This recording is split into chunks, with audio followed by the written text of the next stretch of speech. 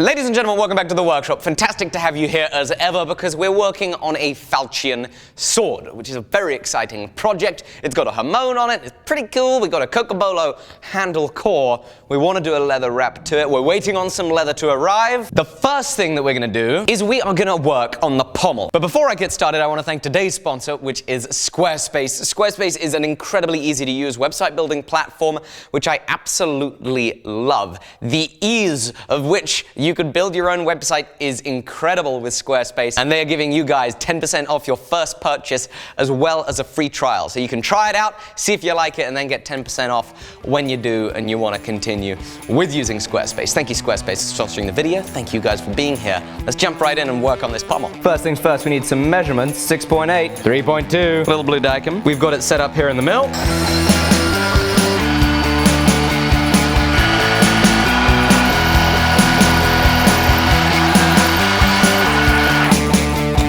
We've given it a little file, now onto the top.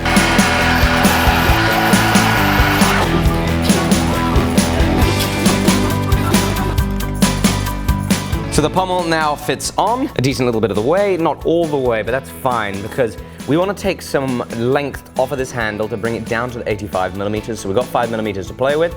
We also want to make the handle contour and have a concave that matches our pommel. So some wheels on the belt grinder should do that. And so into the grinding room we go with this.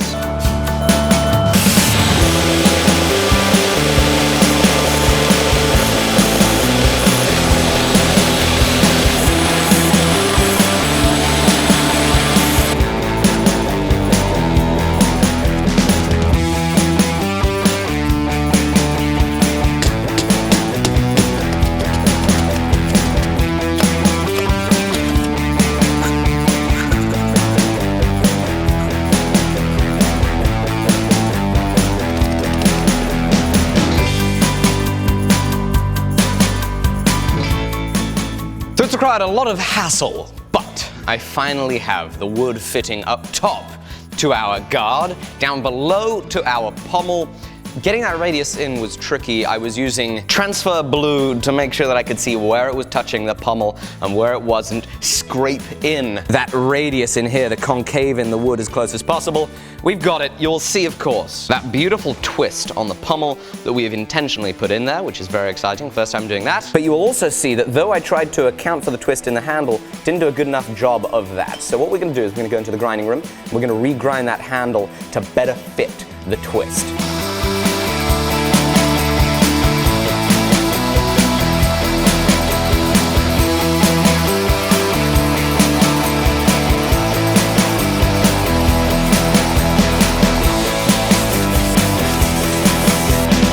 Okay, so we now have it ground in such a way, it's all falling apart. We have it ground in such a way that it looks a lot nicer in there. Could do it with actually just a little more on that little bit there. And as I hold this here, I really like the feel of the handle like that. And what I don't want is I don't want it to get a whole lot thicker, because if that is getting thicker when we leather wrap it, which it will inevitably, it's going to change the way that feels. So we're going to continue to thin down our cocobolo block to account for that leather thickness and also just to get the twist here on the wood even more accurate to the pommel. No! I dropped it!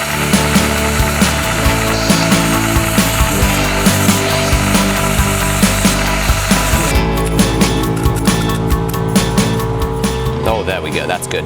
Feels nice and thin, which means that it is now leatherworking time round 3. So since the last leatherworking fiasco here on the Falchion project, I've done a couple of things. One, I have bought myself a sheepskin. So this is very thin leather, very thin, super duper soft.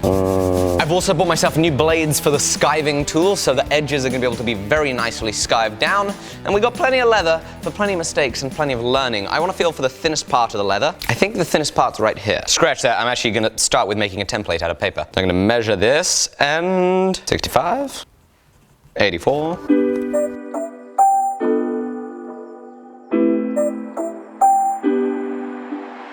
And so now I'm going to see if this, yeah, I definitely messed that up. Oh wait, maybe I didn't. Oh, has it worked? I think it'll work. I think we can give it a go. Nice thing about this thin leather, go right through it.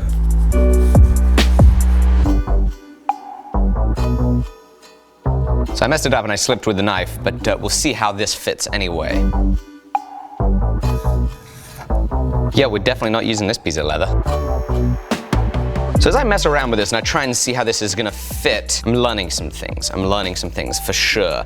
I cut this curve far too aggressive. There doesn't need to be a point on the end there, that can be rounded. And I think that I don't need as much material lengthwise, because I think that as I wrap this, as it glues, this is all gonna be stretching out and elongating anyway. So I think that we can cut down some of the length, change our template to be a little less aggressive in these radii, and hopefully this will work better.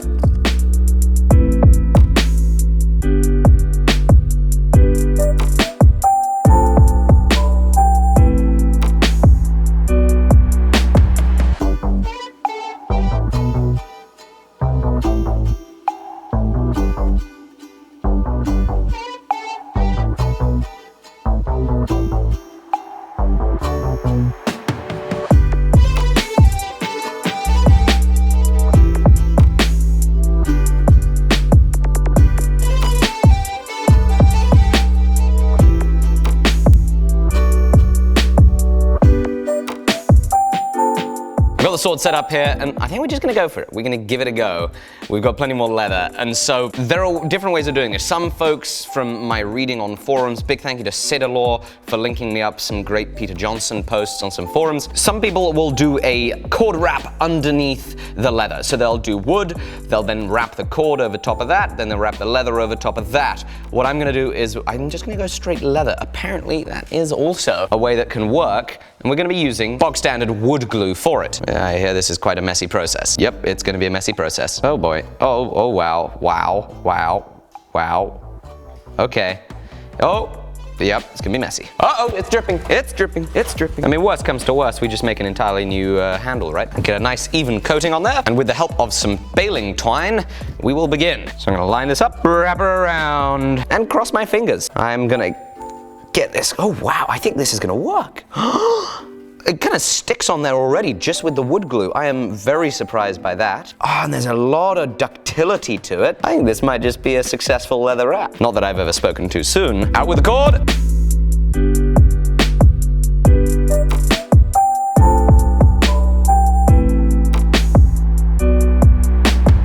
I don't know how well this is gonna work, though I thought it was a smart idea. Obviously I cut that leather a little shorter than that template, thinking we'd stretch it out. We're pretty far up there, and we still got a big gap to fill.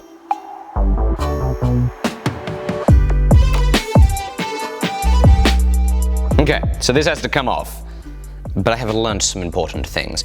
Right in here, where our seam meets, it is more than long enough. But at the opposite end of our seam, it is not long enough. So I am going to adjust the pattern, cut some more leather, scribe some more of the leather, and we are going to give this all another go. So off with the twine, off with the leather, and now I got to clean up the handle and all the parts.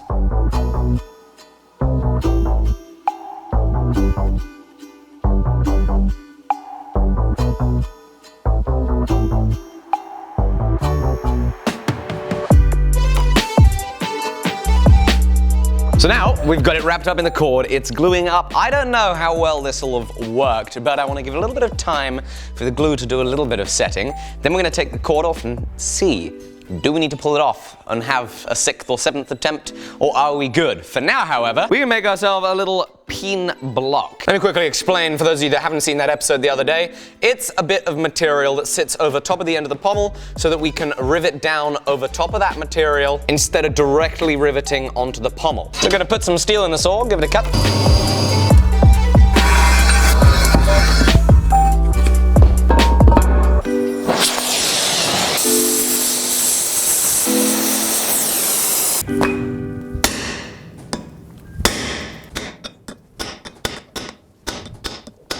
We're going to be back at the peen block tomorrow. We're going to be back at the leather handle wrap tomorrow. We're going to see if we've got to rip it off and start again, or if we don't. Of course, I want to thank today's sponsor, which is Squarespace.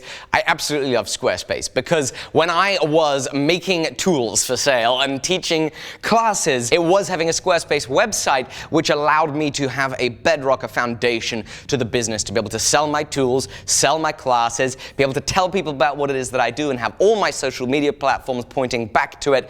And it wouldn't have been possible for me to have such a beautiful website without Squarespace, because it's unbelievably inexpensive to make your own fantastic looking website, and it doesn't require any coding experience. I didn't know how to code anything. Most of you guys don't know how to code anything, and we don't want to go spending ridiculous amounts of money to get people to build a beautiful website for us. With Squarespace, you can do it all yourself. If you get caught up in a muddle, they've got 24/7 award-winning customer support to help you out. There are huge amounts of themes you can pick from to make the website that suits your tastes and suits your audience and suits your customers. So please do head to squarespace.com/forge to get yourself a free trial so you can see just how fantastically easy to use and powerful Squarespace is, as well as getting a 10% discount when you finally sign up with Squarespace. Thank you, Squarespace, for sponsoring the show and making it super easy for all of us craftsmen to build fantastic websites. Thank you guys for watching, and I will see you tomorrow. Bye-bye.